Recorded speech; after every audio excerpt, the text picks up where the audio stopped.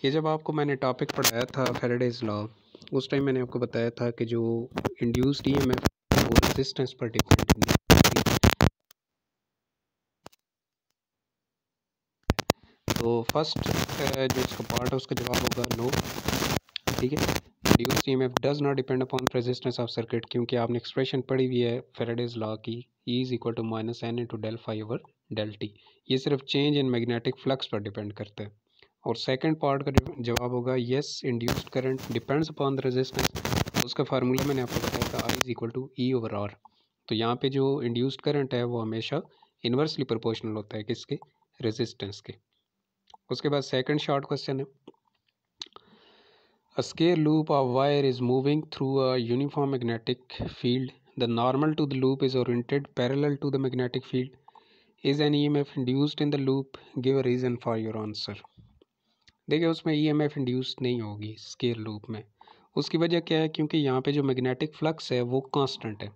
जब magnetic flux constant होता है तो उसमें EMF इंड्यूस नहीं होती। मैंने आपको बताया था कि जब आप किसी भी वायर के साथ बैटरी को कनेक्ट करते हैं तो उसमें करंट प्रोड्यूस होता है। करंट के प्रोड्यूस होने की वजह से उसमें मैग्नेटिक फील्ड चेंज होता है। मैग्नेटिक फील्ड के चेंज होने की वजह से उसमें मैग्नेटिक फ्लक्स चेंज होता है, और मैग्नेटिक फ्लक्स के चेंज होने की वजह से उसमें EMF इंड्यूस्ड होता है। तो इस सारे जो पूरी चेन एक बन रही है, इसके अकॉर्डिंग उसमें क्योंकि मैग्नेटिक फ्लक्स चेंज नहीं हो रहा तो उसमें EMF इंड्यूस्ड नहीं होगा। इसका सिंपल आंसर है, क्योंकि यहाँ पे मैग्नेटिक फ्लक्स कांस्टेंट है, मैग्नेटिक फ्लक्स में चेंज नहीं आ रहा।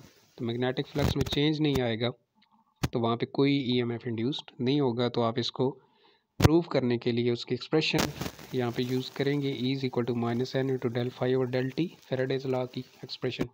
अब क्योंकि मैग्नेटिक फ्लक्स कांस्टेंट है तो उसकी जगह आप ज़ीरो पुट कर देंगे, minus N into zero over del T, और ये पूरी एक्सप्रेशन क्या हो जाएगी, ज़ीरो हो जाएगी। यहाँ पे कोई EMF इंड्यूस्ड नहीं हो रहा। उसके बाद थर्ड शॉर्ट क्वेश्चन है, light metallic ring is released from above into vertical bar magnet viewed far above. Does the current flow clockwise or anti-clockwise in the ring? ये जो शॉर्ट क्वेश्चन है ये आपके टॉपिक से लिया गया है, जिसमें मैंने आपको वो प्रैक्टिकल एग्जांपल की भी एक वीडियो सेंड की थी। तो जब आप एक मेटालिक रिंग को रिलीज़ करेंगे, ठीक है,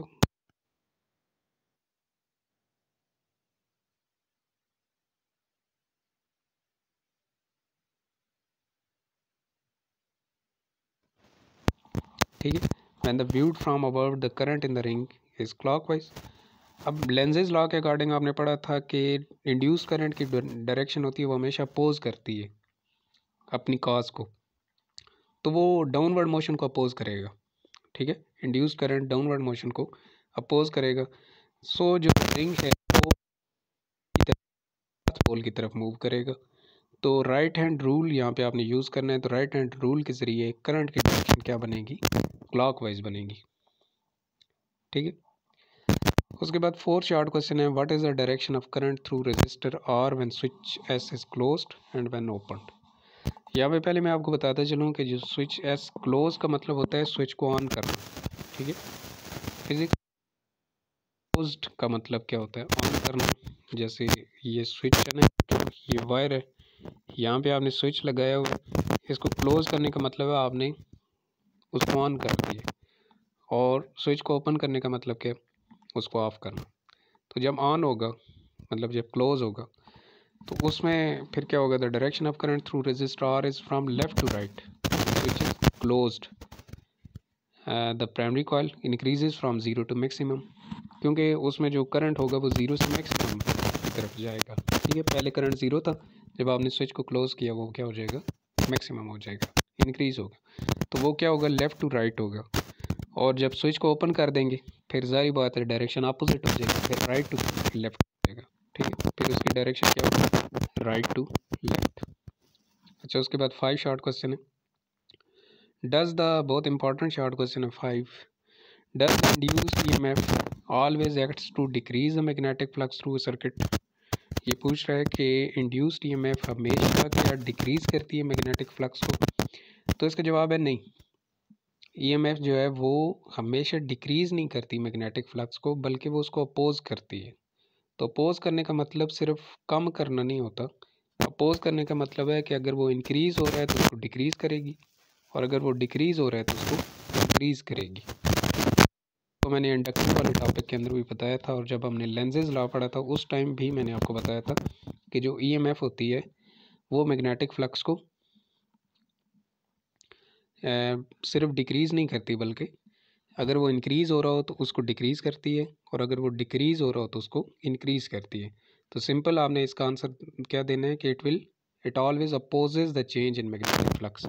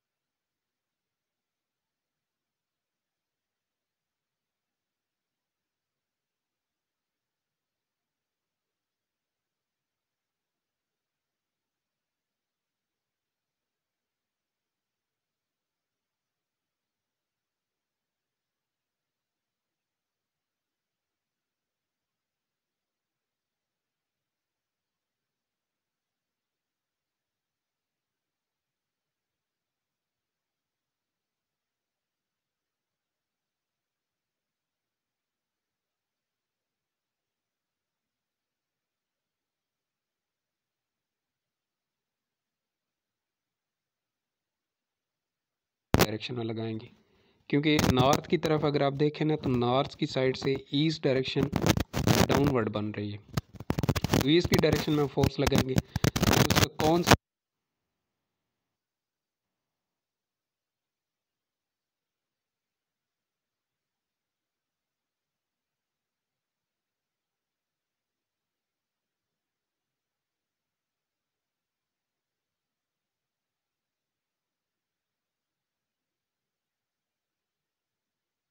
सेम यूनिट्स। अब ई किसके इक्वल होता है?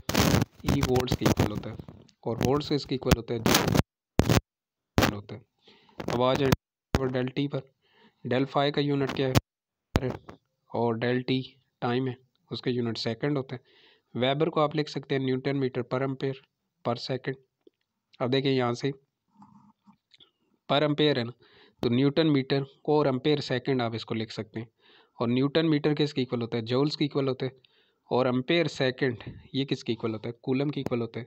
तो ये भी आपके पास किसके इक्वल आ गया? जूल पर कूलम के। ठीक है, तो यहाँ से देखें इसका यूनिट भी जूल। Hence proved. उसके बाद 13 शॉर्ट क्वेश्चन आपने करना है, 11 और 12 भी नहीं करने। 13 शॉर्ट